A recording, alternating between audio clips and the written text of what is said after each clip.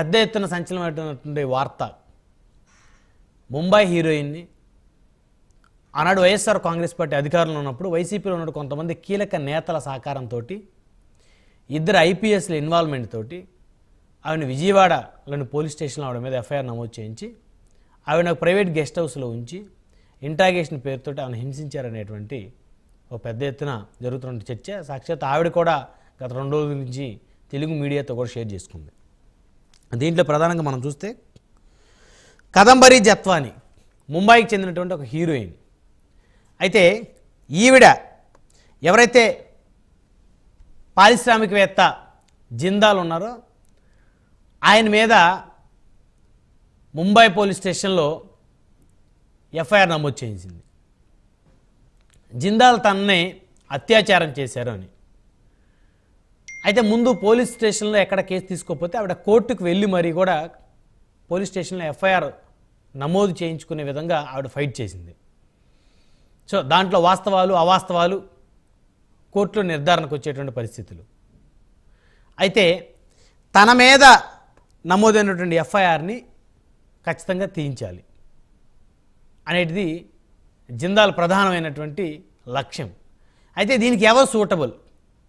So ఎవరు ఈవిడ్ని బెదిరించో భయపెట్టో ఎవరు ఆ ఎఫ్ఐఆర్ ఈవిడంతటికి ఈవిడ విత్డ్రా చేసుకునే విధంగా చేస్తారు అనేటువంటి ఆలోచనతో ఉన్నటువంటి జిందాల్ ఆంధ్రప్రదేశ్కి సంబంధించినటువంటి అప్పటి వైఎస్ఆర్ కాంగ్రెస్ పార్టీ అధికారంలో ఉంది కాబట్టి 19 నుంచి 24 వరకు కూడా వైకాపాలో కొంతమంది కీలక నేతలను కలవటం.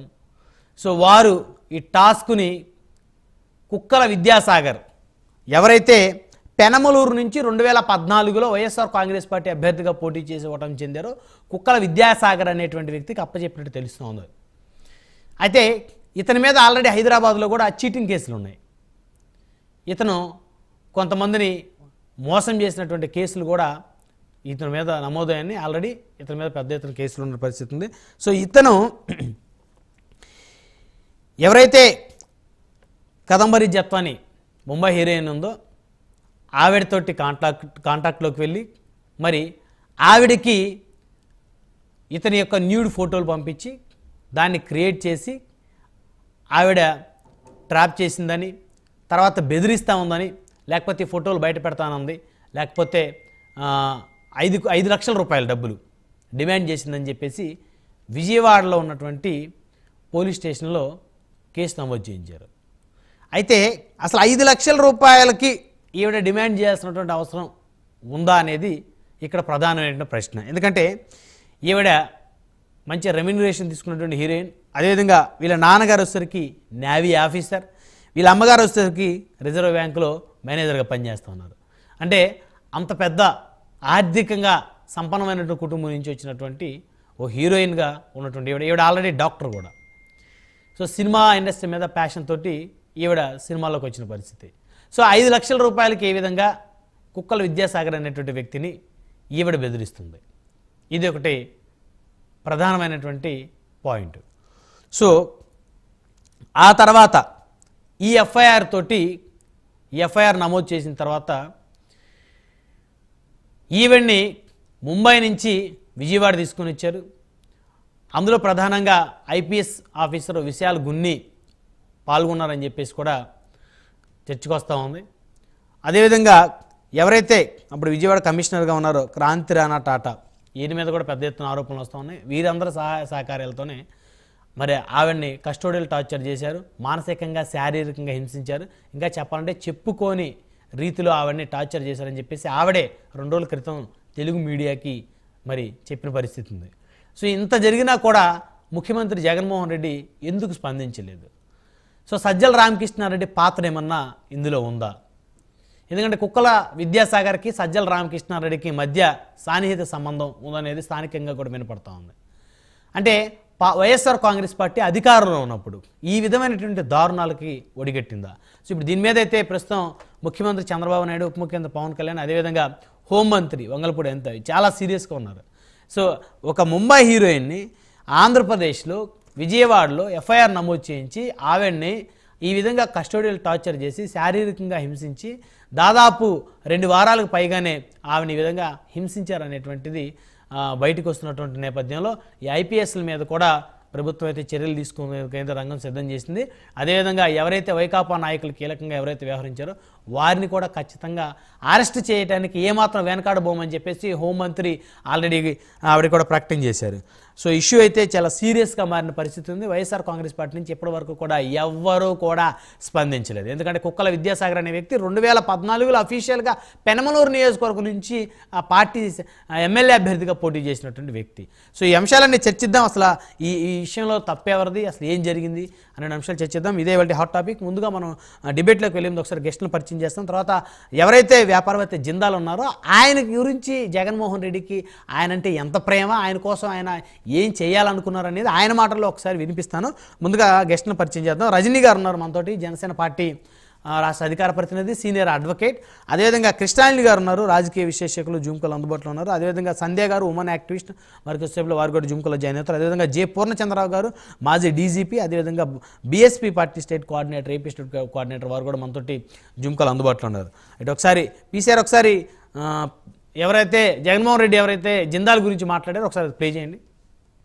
Any difficulty that you have, whatsoever difficulty that you have, we're just a phone call away. And I assure you that the entire government would stand by you in supporting you whatsoever the need may be. Ee roju Sajan Jindal gariki manandari tarafuna assurance ista unna. Any difficulty that you have, whatsoever difficulty that you have, we're just a phone call away. And I assure you that the entire government would stand by you in supporting you whatsoever the need may be. Ee roju Sajan Jindal gariki manandari tarafuna assurance ista unna. అది జగన్మోహన్ రెడ్డి గారు assurance ఇచ్చారు జిందాల్ గారికి.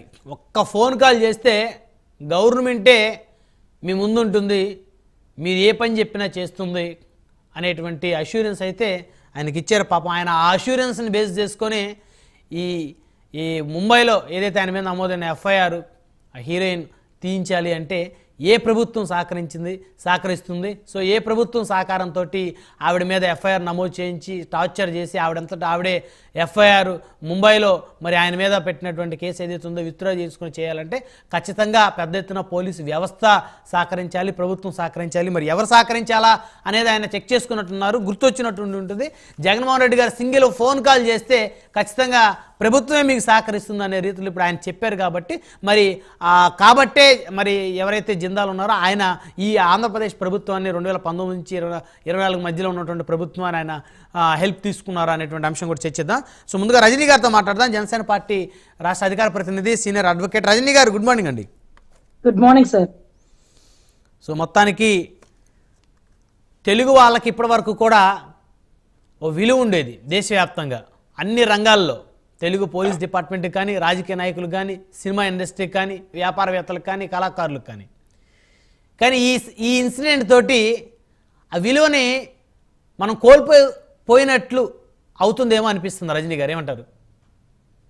ముఖ్యంగా ఆంధ్ర రాష్ట్రంలో ఆడబిడ్డలకి రక్షణ లేదేమంటే ఆంధ్ర రాష్ట్ర ప్రభుత్వం వల్ల బాలీవుడ్ స్టార్ కూడా రక్షణ లేదని నిర్ధారితమైంది.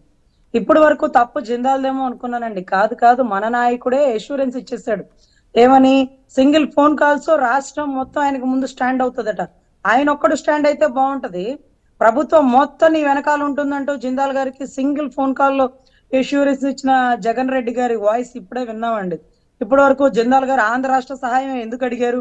ఆయనకు అన్ని రాష్ట్రాల్లో బ్రాంచెస్ ఉన్నాయి కదా అంటే అండర్ వరల్డ్ డాన్ లాగా ఎక్కడ ఎవరికే సమస్య వచ్చినా ప్రతి ఒక్కరూ జగన్ రెడ్డి గారి దగ్గరికే వచ్చేలాగా ఉంది. తర్వాత లీగల్ టర్మ్కి వెళ్దామండి. లీగల్ టర్మ్కి వెళ్తే ఈ కేసు జరిగినప్పుడు మామూలుగా ఎఫ్ఐఆర్ జగ్గైపేటలో నమోదు చేసినప్పుడు ఏదైతే క్లయింట్ గాని ముద్దాయిని గాని తీసుకొచ్చి ముందు జగ్గైపేట పోలీస్ స్టేషన్ లో నమోదు చేయాలి, వాళ్ళతో సంతకాలు అవి పెట్టించుకోవాలి. కానీ ఆవిడ జగ్గైపేట పోలీస్ స్టేషన్ కి వచ్చుంటే, అతి చిన్న పోలీస్ స్టేషన్ అయినటువంటి జగ్గైపేటలో ఇలాంటి బాలీవుడ్ స్టార్ వచ్చుంటే మీలాంటి మీడియా వాళ్ళు ఎప్పుడు కెమెరాలు పట్టుకొని మైకులు పట్టుకొని వెళ్ళిపోయి ఉండేవాళ్ళు. అంటే పోలీస్ స్టేషన్ కి తీసుకురాల. కొండపల్లికి సంబంధించిన VTPS పరిసర ప్రాంతాల్లో అజ్ఞాతంగా అమ్మాయిని ఉంచారు.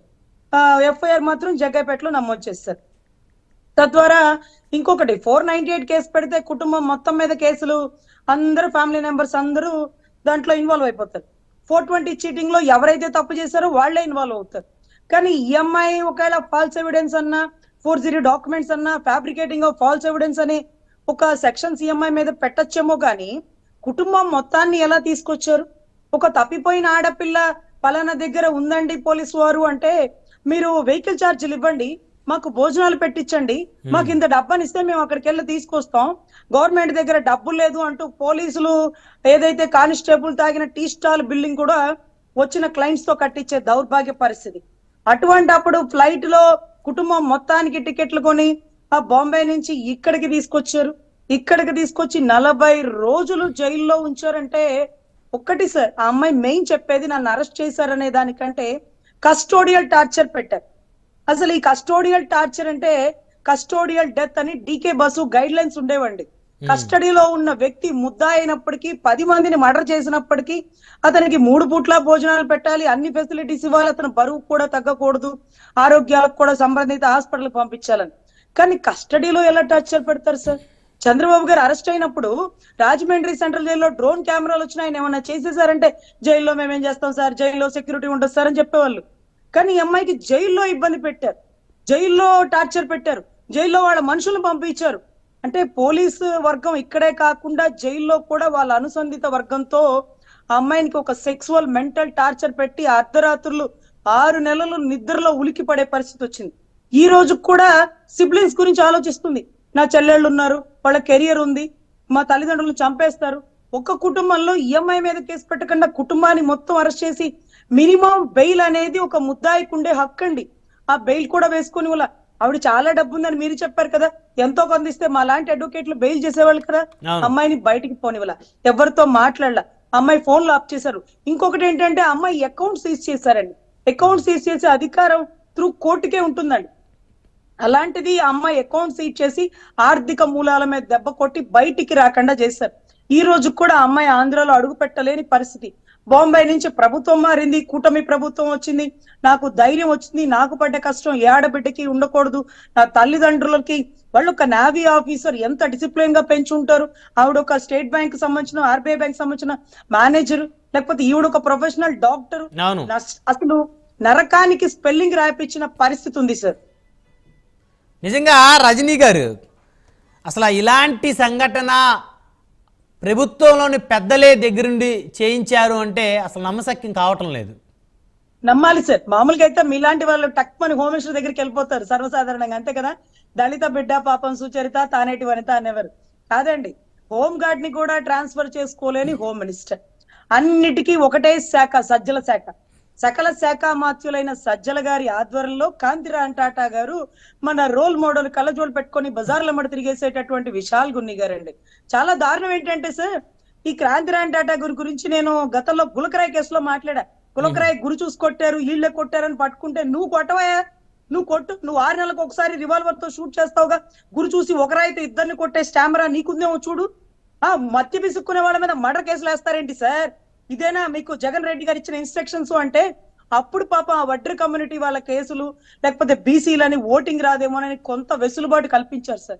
అటువంటి కాంతిరామ్ టాటా గారు గతంలో చాలా కేసుల్లో కూడా కళ్ళ ముందు యాసిడ్ పోసేసి చంపేసిన ఒక బిడ్డ, ఆ తల్లి 65 ఏళ్ళ ఆవిడ పోరాడుతూ ఉంది. రేపు ఆ కేసు కూడా మీ ముందుకు వస్తుంది. ఆవిడ కూడా ఏమమ్మా ఇది హార్ట్ అటాక్ అని రాసి పడేసి వెళ్ళిపో అని మెడపెట్టి బయటికి గెంటిన తరుణాలు ఉన్నాయట.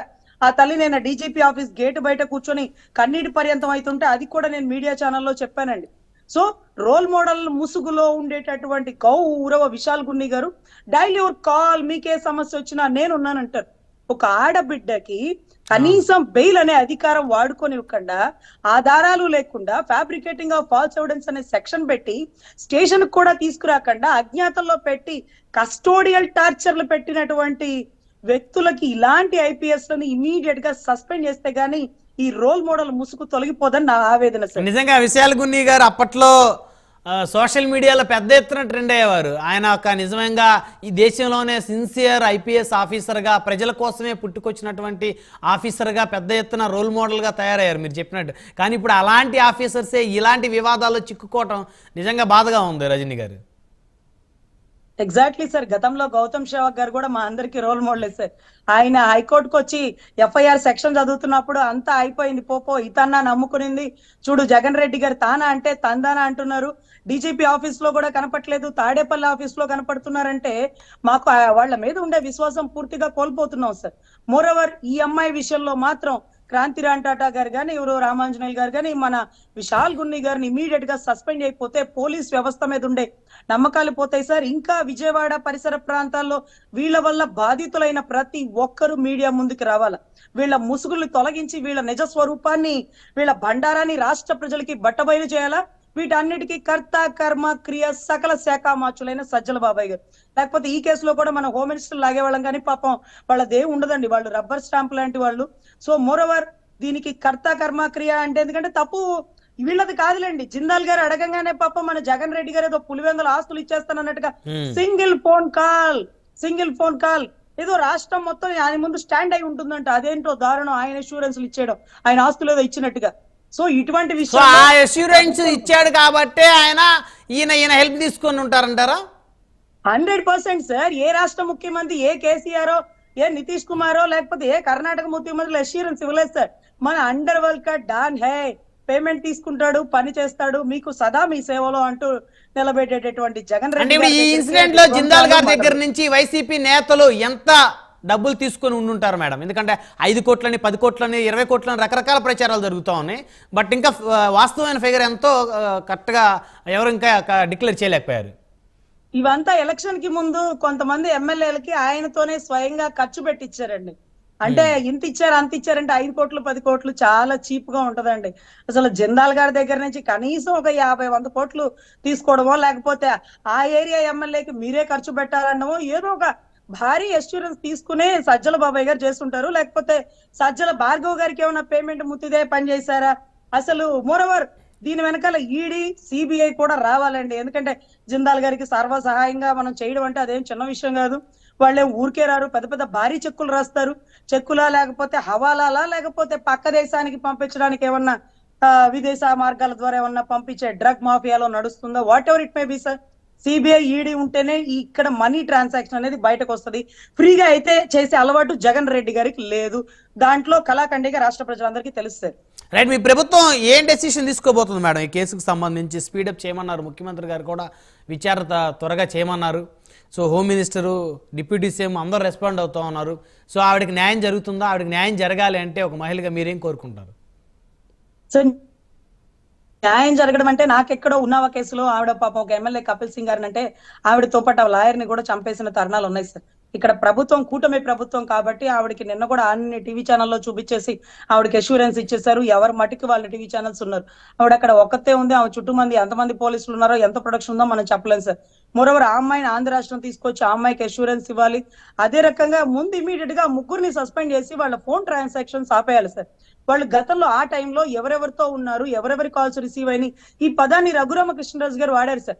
నన్ను కొట్టాడు కానీ ఆ కొట్టింది వీడియో తీసి చూపించాడు, చాలా మందికి ఫోన్లు చేశారు, నా కళ్ళతో నీకు ఫలానా ఉన్నారని తెలుసు అంటే phone locations, phone track numbers ఇవన్నీ తీసుకురావాలి సార్.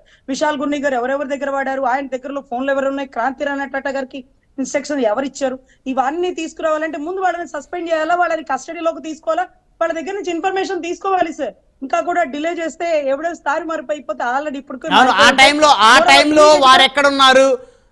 ఇప్పుడు ఎవరైతే సోకాల్ పీపుల్స్ ఎవరైతే ఆరోపణలు ఎదుర్కొంటున్నారో వీళ్ళందరూ కూడా ఆ అమ్మాయిని, ఆ నటిని కస్టోడియల్ టార్చర్ చేసేటప్పుడు ప్రైవేట్ గెస్ట్ హౌస్లో ఉంచి ఆవిడని హింసించేటువంటి క్రమంలో ఆవిడ సెల్ లొకేషన్స్, అదేవిధంగా వారి యొక్క సెల్ లొకేషన్స్, టవర్ లొకేషన్స్ అవన్నీ కూడా చెక్ చేస్తే ఈజీగా, ఎందుకంటే దాదాపు 1 year వరకు సేవ్ అయి ఉంటాయి అనుకుంటా. దగ్గర జరిగి కూడా జనవరి ఫిబ్రవరి ఐ థింక్ ఇంకొక 4-5 months వరకు కూడా ఇవన్నీ కూడా ఖచ్చితంగా ఉంటాయి. మర్డర్ కేసులో కూడా కేవలం బకెట్లు